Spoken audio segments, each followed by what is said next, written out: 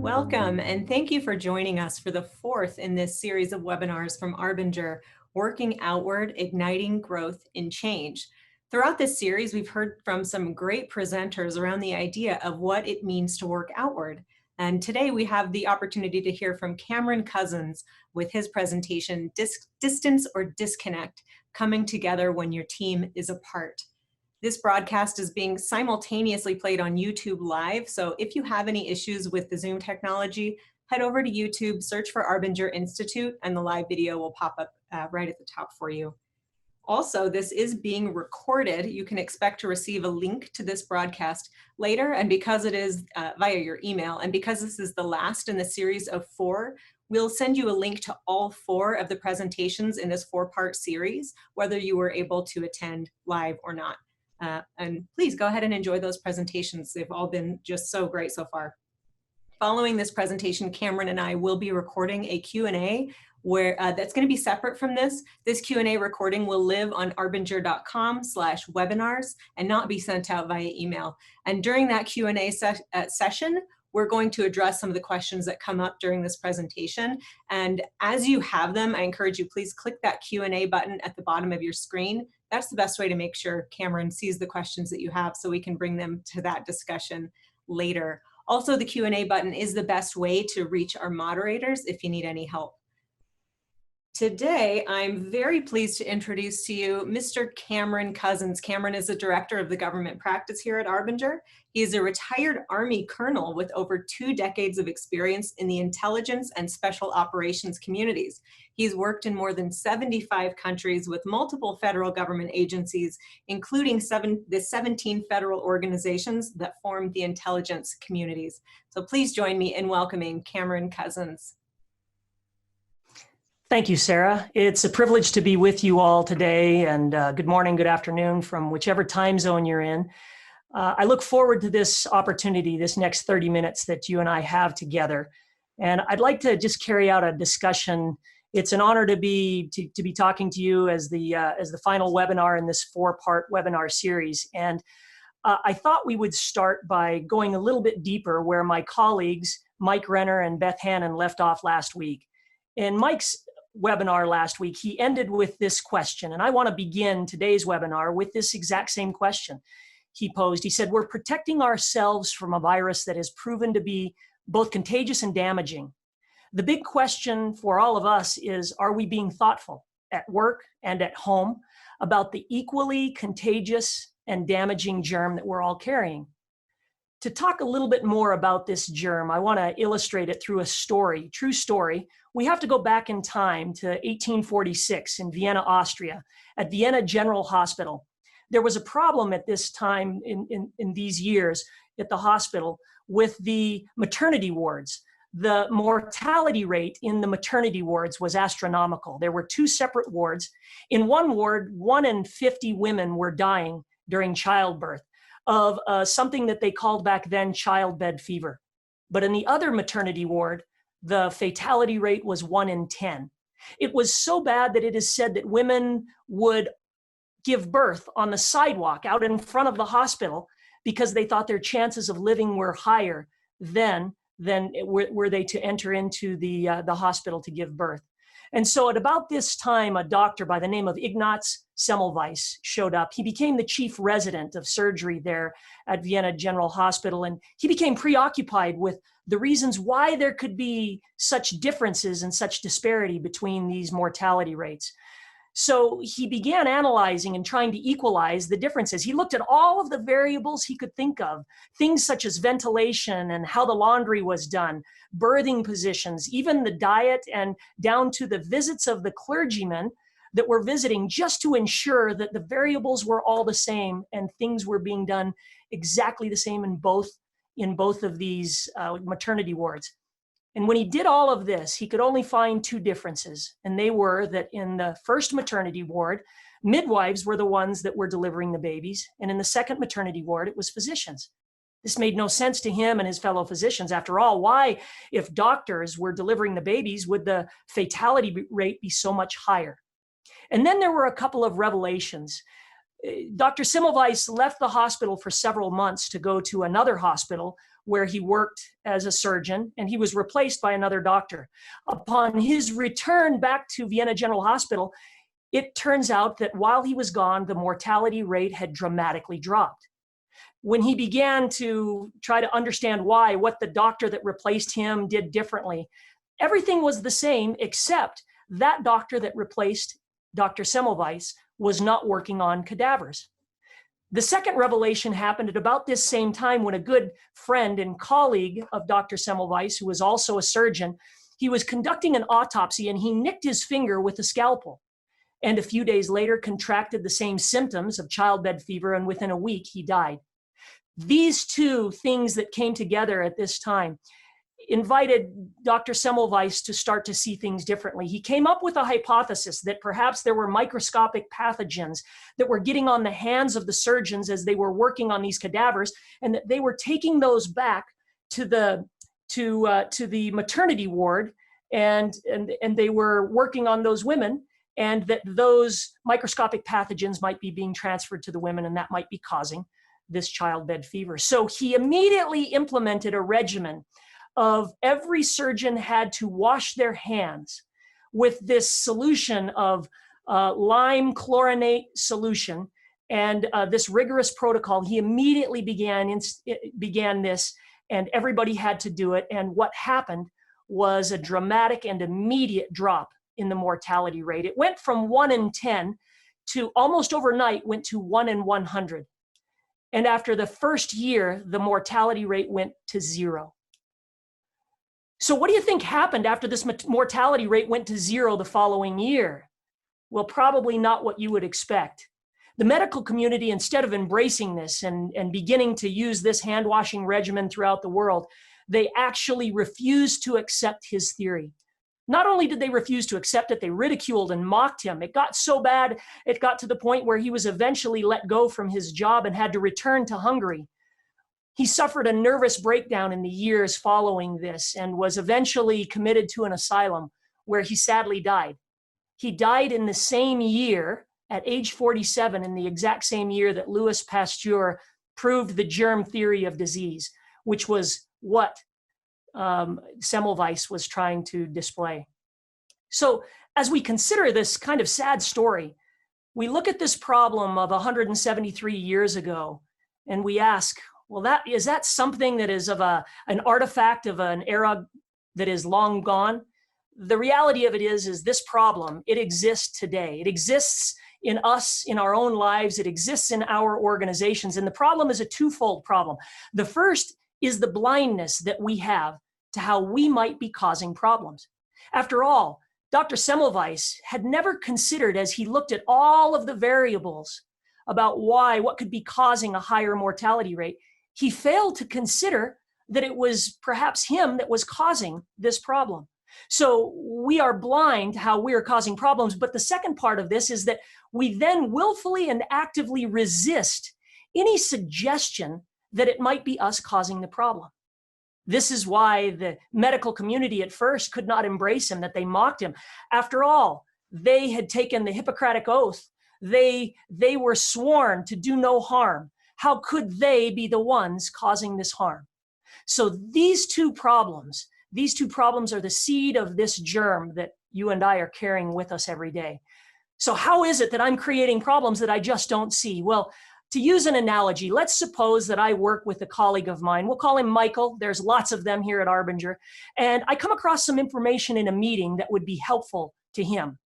If I'm seeing Michael as a person, what might it occur to me to do? Well, if we could go over here to the flip chart, I had a sense in this moment to share information with Michael. And when I have an outward sense towards somebody, then I have a choice. And my choice is to either honor that sense or betray that sense. Now, if I honor that sense, I'll continue to see Michael as a person, and I might have other senses that might be helpful to him in us accomplishing our mission. But in order to understand this germ that we are all carrying, we have to really understand what happens when you and I betray this sense that we have, an outward sense towards others. Something immediately happens. All sorts of thoughts and feelings start to come into my head. Thoughts about Michael and thoughts about myself. And so here in a moment, I'm going to invite you to, in the chat window, begin chatting some of the ways, just write some of the ways that I might start to see Michael that are going to make me feel better about my choice to not share information with him. So just think about that for a moment. And what are some of the ways that I can immediately begin seeing Michael, again, in ways that he might that might help me feel better about that decision? Yes, I can start to see him as a threat. Okay, so he might be a threat to me. I might start to see Michael as lazy. So he's lazy. I might start to see him as a burden. And I could see him perhaps as not worthy. So notice in these ways that I immediately start seeing Michael, that they don't invite me to feel bad about my choice to betray that sense that I had. They actually make me feel better about my decision. I mean, after all, if he's lazy, stupid, incompetent, these are the things that invite me to feel good about this decision. Now, if I see Michael like this, how might I start to see myself in contrast, in ways that are going to make me feel better about myself and this decision that I made? So go ahead, in your chat window, just begin writing some of the ways that I could start seeing myself. I could start seeing myself as superior. Okay, how else might I start to see myself? I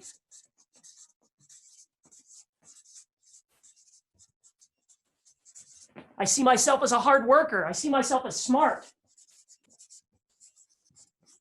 I start to see myself as more deserving.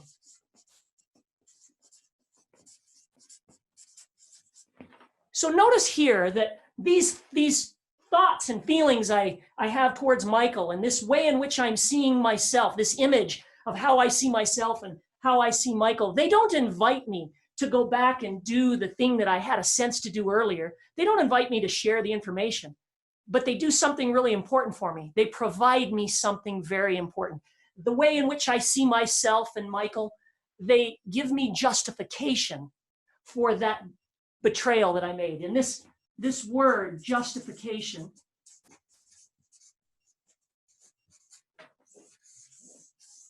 that becomes such an important concept. You see, up here, when I was seeing Michael as a person, I had this sense to share information with him.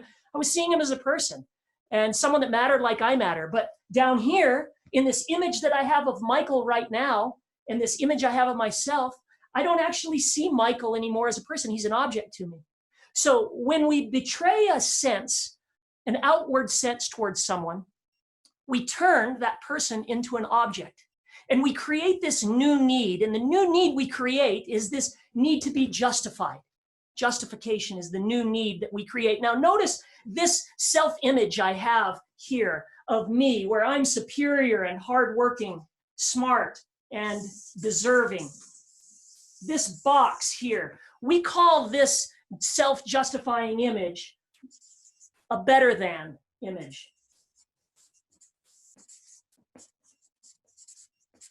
Because I'm seeing myself as better than Michael. And so when I'm seeing myself as better than Michael, then if I see myself as better than, then I have to see Michael as worse than. And so I'm seeing Michael as less than me.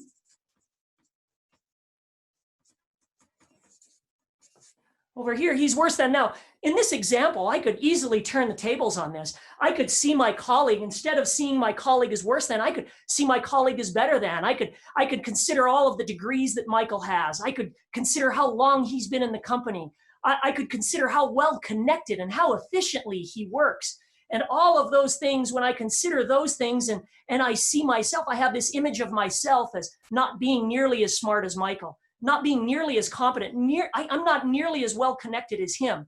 So that if I had a sense to share information with him that I came across, I could betray that sense because I could think, well, gosh, what could I possibly ever help Michael with? If I were to share this with him, he'd probably say something like, Cameron, I already knew all of that information. Did you not know that?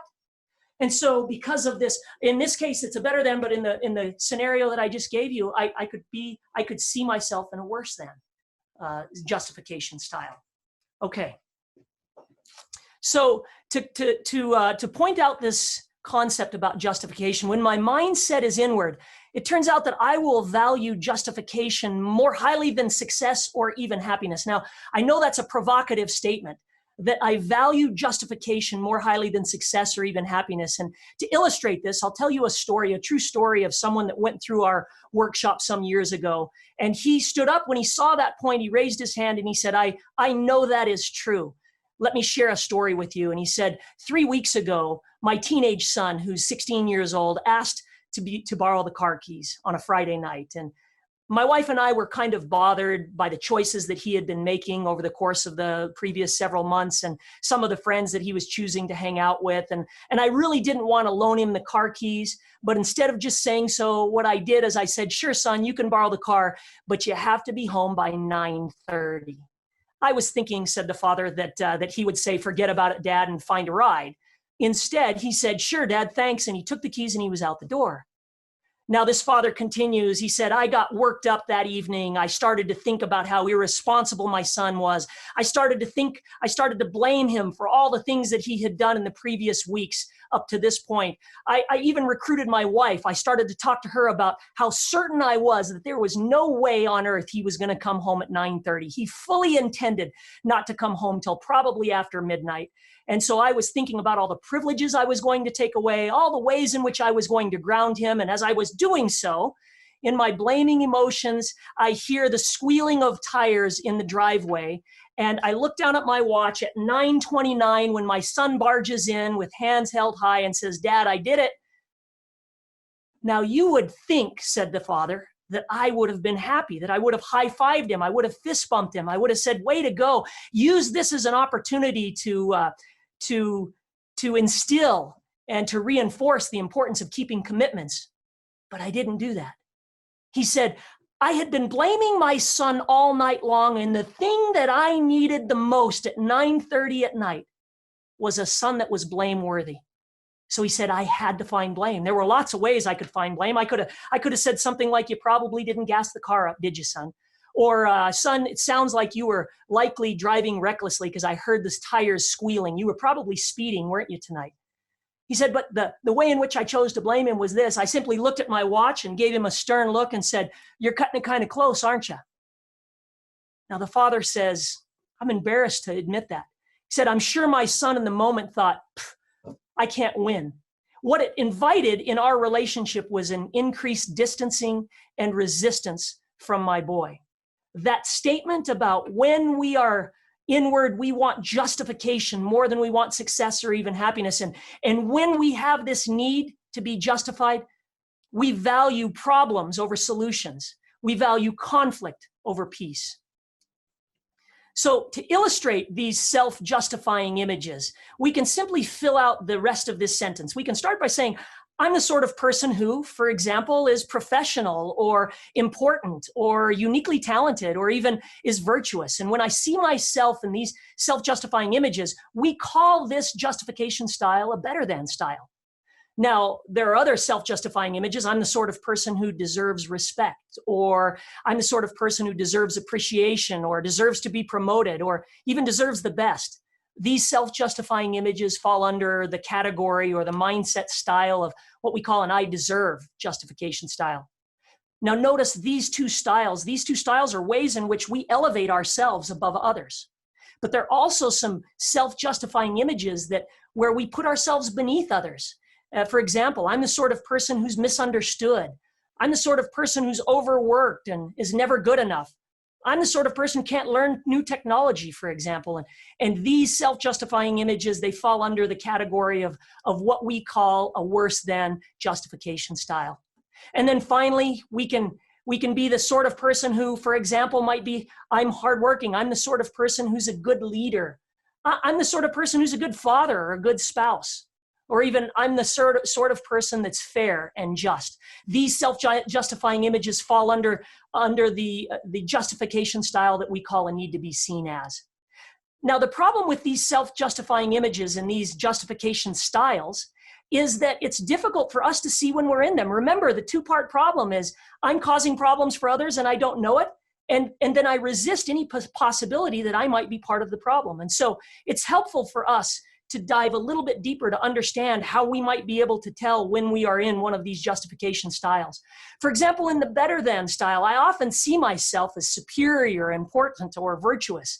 And that leads me to feel impatient or disdainful or even indifferent towards others. In my I deserve style, I often see myself as meritorious and unappreciated or mistreated. And of course, that invites me to oftentimes feel entitled or deprived or even resentful of others.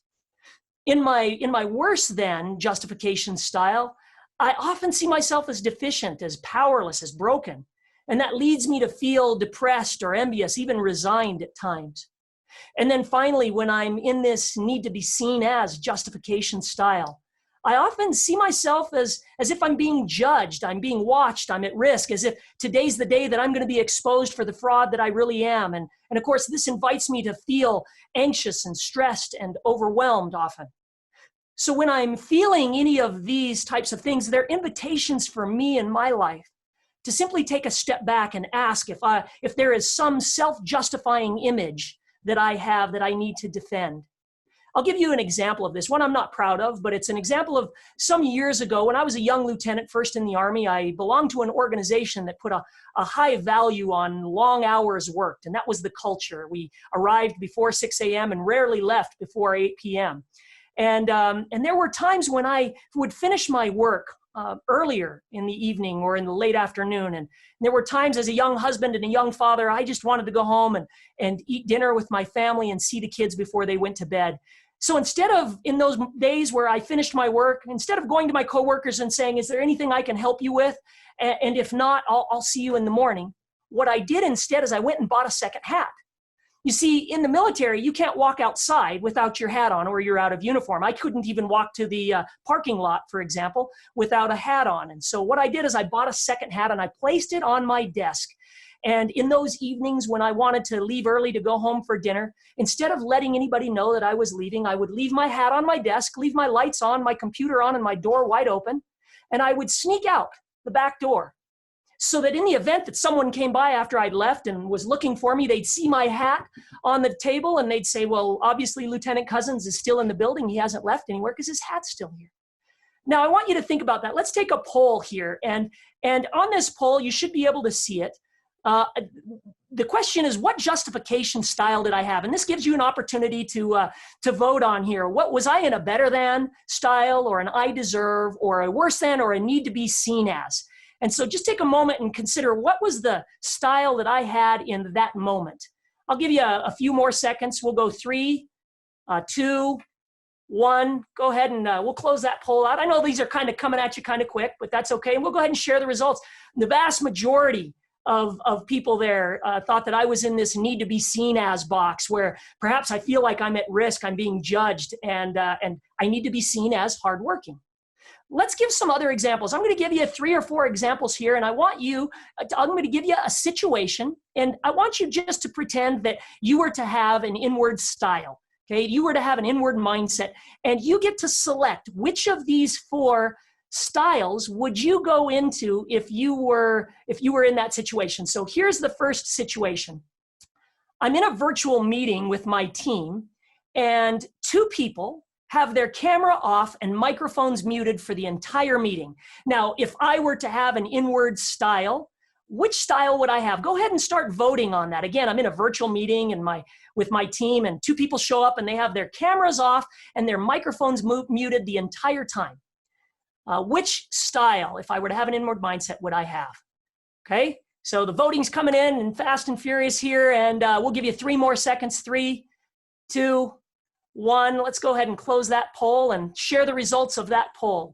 It looks like, again, overwhelmingly 62% found that they would find themselves in a better than box, perhaps where they would feel superior, important. Maybe they'd get a little bit impatient with those, maybe a slight even bit disdainful. Okay, here's another situation. I go to the grocery store and I'm the only person not wearing a mask. Okay, so if you were in that situation, you go to the grocery store, go ahead and put that poll up. Which of the styles would be the style that you would have? I'm in the grocery store and I'm the only person I look around that's not wearing a mask. Would I be in a better than or an I deserve or a worse than, or a need to be seen as. No, there's no right answers. There's no wrong answers to any of these. So we'll go ahead in 3, 2, 1. And this one looks a little bit more evenly distributed. We've got the majority of people in a better than box, so in a better than style, maybe feeling a little bit indifferent towards everybody else because they're superior, they're virtuous. After all, I'm not the one carrying this disease. We have about an equal number, it looks like, down there in the worse than box, maybe feeling envious about others, powerless or deficient. Okay, the next situation. In this scenario, I'm in a virtual meeting with my boss, and all of a sudden my kids burst into the room, even though my partner was supposed to ensure that they were staying in the other room. Now, in this scenario, if you were to have an inward mindset in that scenario, what would be the mindset that you might have? Would it be a better than, or a worse than, or an I deserve, or need to be seen as? Okay, so again, give you a few more seconds. We'll call that 3, 2, 1. All right, let's go ahead and share the results of that poll. Now, on this poll, it looks like almost half of you, 47%, were seeing themselves in an I deserve justification style. Perhaps that's that I deserve style that you told your spouse, you asked your partner, hey, the only thing I need from you in the next hour is to keep the kids in the other room because this is a really important meeting, and you deserve to have quiet, and you deserve to be able to be focused. And so perhaps you're seeing yourself as resentful, as unappreciated. We also had a number of people that were in the need to be seen as box, and maybe you're thinking in your relationship with your boss, you need to be seen as professional or whatnot. Okay, now the final poll. This is the final situation, and this situation, my company introduces a new software platform to communicate remotely. Something like Zoom or Microsoft Teams or Adobe Connect, whatever it might be. So they're introducing this new platform, and I don't understand how it works. So if I were to have an inward mindset in this situation, I don't understand how it works. What might be the inward mindset style that I might go into? So as you just consider those 4 styles, think about that and make a choice. We'll give you another couple of seconds. We'll call that 3, 2, 1. And go ahead and close that poll out. It looks like the vast majority of people in that situation are seeing themselves in this worse than box. They're feeling broken, powerless, resigned. Okay, now, thank you. So there's some points that I want to highlight, 4 points in particular, what we learned from these different scenarios and what we learn about our justification styles. The first point that we learn about our justification styles is that they're situational. In fact, the majority of people perhaps that are participating, you might have found that you didn't stay in the same style in each of those scenarios. In fact, there are many of you that probably in those 4 scenarios that we gave found yourself in 3 or maybe all 4 of the different justification styles. So what we learn is that our justification style will often depend upon who we're in relationship with and what the situation is. The second thing we learn is that these justification styles, they're all equally insidious. There's no such thing as one that's more effective than the other. They're equally inefficient and ineffective, and they keep us from doing our actual work. You see, I can't be focused on my mission and the job and results of my company when I'm also focused on my own self-image, focused on defending this view I have of myself. And so they're equally insidious. The third point that we learn about our justification styles is that the thing that they have, all of them in common, is that we're all self-focused. It's all about me. No matter which of these styles, my focus is on me, is on defending this self-justifying image of myself. Which leads us then to the last point. When I'm self-focused, it turns out that others don't matter like I matter. I'm not seeing others as people, I'm seeing them as objects. And when I'm seeing them as objects, that invites others to resist us. And so these justification styles in and of themselves invite people to receive us differently. This is the thing that I have learned in my life when I am so focused on myself and on this view of myself that it invites people to resist me. And of course, when I'm encountering resistance, because of the 2 problems that I'm carrying, I'm blind to the fact that I'm carrying this germ, and I resist the possibility that I might be making things harder for others. This causes a problem for me, and it invites a ton of resistance. So as I have found helpful, I'd like to share with you a exercise that we do often at Arbinger. It's called Check Your Mindset. And I'm going to go through this really quickly, so you're not going to have time to actually do it here. And you might at the end of this want to take a picture or a screenshot, or certainly this video will be back up tomorrow, but I'll give you an opportunity here. And there's 5 things in this. The step number 1 is just identify a person or situation that I find to be challenging. And I want you to then, usually it's best to write it out, describe how I've been acting in this situation. The next step is then you'll identify which of these inward styles may have been driving my actions. And then once you've identified which of those styles, then there's 3 simple questions. The first question is, what's it like to work with me or live with me when I'm in this inward style? The next question is, if I weren't in this inward style, how would I act differently in this situation? And then finally, what do I need to do to help things go right in this situation?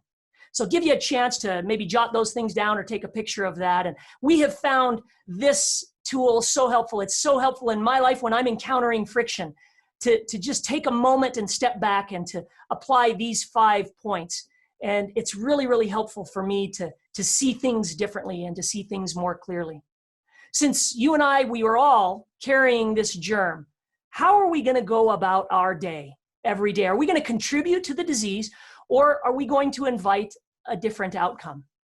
The last thing I want to leave you with is, for those of you that are interested in learning a little bit more about your mindset style, we have a free mindset style assessment. And if you're like me, my inward justification styles are very different at work than they are at home. And they might be different towards my boss than they are towards my direct reports. And so this style allows you in different areas of your life to answer some questions and help you see things that perhaps you haven't seen about yourself. So you can go to that, take a picture of that, or again, this will be up on our website tomorrow. It's been a privilege and an honor to be with you and to share these things, these epiphanies that certainly that I've had about myself, things that I wish I would have known earlier in my life as a young husband, as a young father, as a young lieutenant and leader in the Army. These things about being self-aware enough to see others as people and to always consider, what are the justification styles that I'm in right now? And so, Sarah, I'm going to kick it back to you, and we'll go ahead and do some question and answers. Thank you so much, Cameron, for this great presentation. Distance or disconnect, coming together when your team is apart. Please, I encourage you to take a picture of this QR code, or you can go to arbinger.com to find the free Mindset Styles assessment. Take the assessment, share it. When you learn interesting things, please go ahead, post them on your social media using the hashtag outward mindset, so we can all see the results of each other's and what we've learned from this, this interesting assessment and tool. Personally, I really like to share it as well. Reminder, this broadcast has been recorded, and you will receive receive a link in your email. There we go, including not just this presentation, but all 4 in this particular series, so you can look forward to that. As I mentioned at the top of the hour, Cameron and I will be holding a Q&A discussion that will be separately recorded from this webinar and lives at arbinger.com/webinars. Our previous presentations and Q&As also all live on that page if you'd like to check it out and participate. If you haven't yet connected with us on LinkedIn or YouTube, please come find us there, follow us, be the first ones to see the new content and new resources we like to share with you. Also, Cameron is on LinkedIn. He'd love to connect with you, or I'd love you to connect with him and tell him what a great job he did and what you learned from his presentation today. Again, please take the Mindset Styles assessment and share it. And we will see you for our next webinar presentations, which begin next Wednesday, and we'll send you more information about that very soon. Thank you for being here today. I'm Sarah McMullen from the Arbinger Institute. Have a good rest of your day.